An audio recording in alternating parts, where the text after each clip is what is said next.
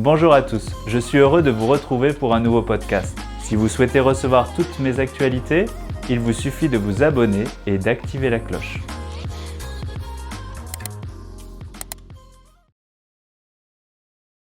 Bonjour, je suis Grégory Turpin et aujourd'hui nous allons méditer sur notre identité d'enfant de Dieu.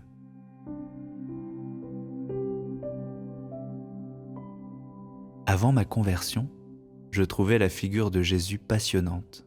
Lorsque je me suis converti, j'ai reconnu Jésus comme Dieu, comme celui qui m'a sauvé, comme un frère qui m'est donné. Mais il m'a fallu des années pour que je comprenne que si j'avais un frère, c'est bien parce que nous avions un Père en commun. Il n'est pas évident de s'imaginer la figure du Père. Qu'est-ce qu'un Père ? Qu'attend-on de lui ? On appelle souvent Dieu le Seigneur, le Créateur, le Très-Haut, l'Éternel. Et tout cela est vrai, mais ces termes qui louent Dieu n'impliquent pas forcément la notion de relation. Le seul terme qui montre une relation profonde, c'est Père. Jésus ne parle de Dieu qu'en disant Abba, c'est-à-dire Papa. C'est tellement fort de dire Papa à Dieu. Le Papa, c'est celui qui prend soin de nous, qui nous protège de sa force, qui veut le meilleur pour nous et qui nous aide à grandir. C'est aussi celui qui nous donne notre identité. Il nous appelle par notre nom et c'est celui qui nous permet de devenir un homme ou une femme parce qu'il nous reconnaît et nous dit qu'il est fier de nous. Je crois que nous avons tous en nous, dès la naissance, un manque terrible, celui de reconnaître ce papa-là. Nous gardons ce manque, même après notre conversion, si nous n'avons pas vécu la révélation et la grâce du Père. Nous restons alors un petit peu comme des orphelins. Dans l'Évangile, Jésus part se préparer à sa mission dans le désert pendant 40 jours de jeûne. C'est l'origine de notre carême. Mais il va subir une vraie épreuve, la tentation du diable, qui va appuyer sur le manque du Père. Satan va le tenter et chercher à insinuer le doute quand il dit « Si tu es vraiment le Fils de Dieu ». En effet, si nous nous mettons à douter que nous sommes fils et filles, alors nous sommes poussés à demander la preuve et à céder aux tentations. Mais le diable ne sait pas que Jésus vient de recevoir dans son baptême son identité de Fils de Dieu. Alors il lui propose 3 sortes de tentations que nous éprouvons nous aussi très régulièrement.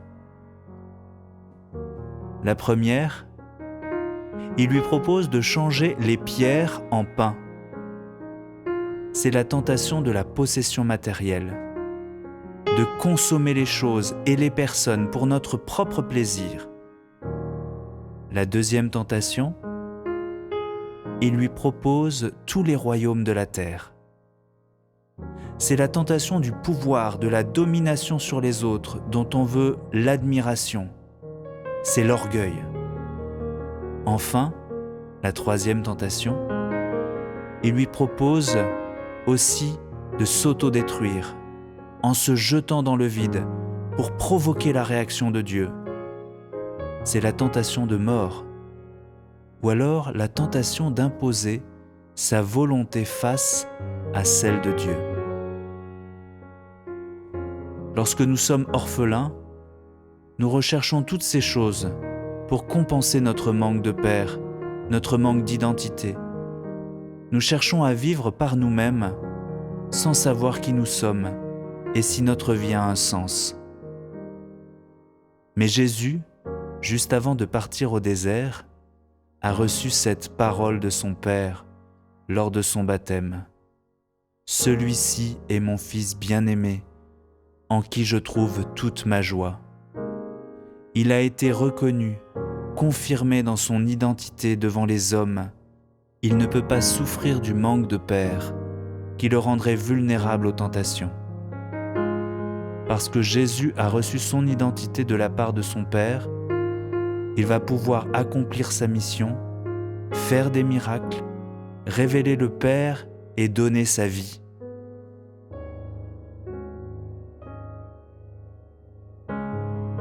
Comme un enfant tant aimé avant sa naissance, par celle qui en son sein porte la vie. Ton amour est prélude à la création. Avant mon premier souffle, tu m'as donné ton amour,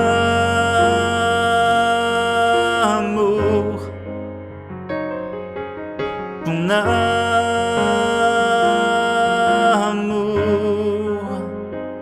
ton amour est insondable, inouï, ton amour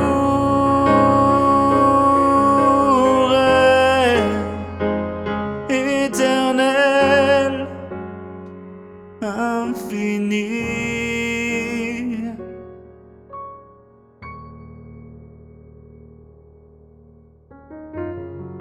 Je veux que cette parole résonne dans mon cœur.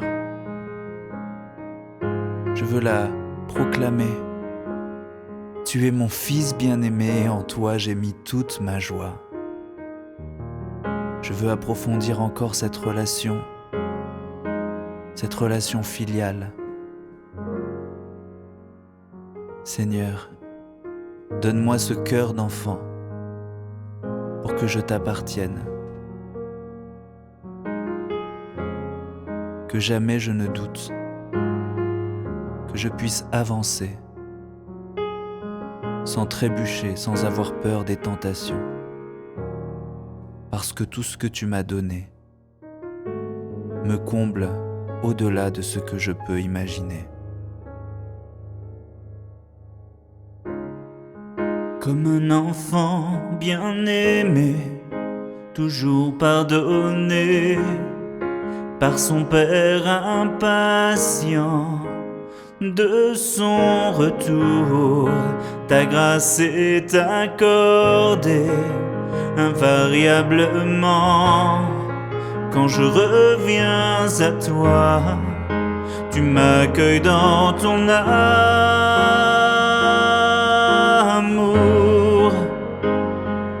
ton amour,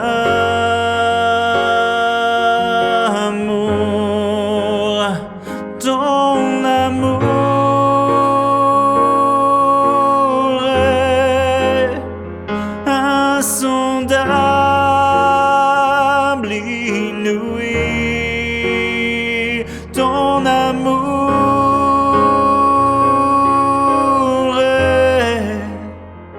est éternel, infini.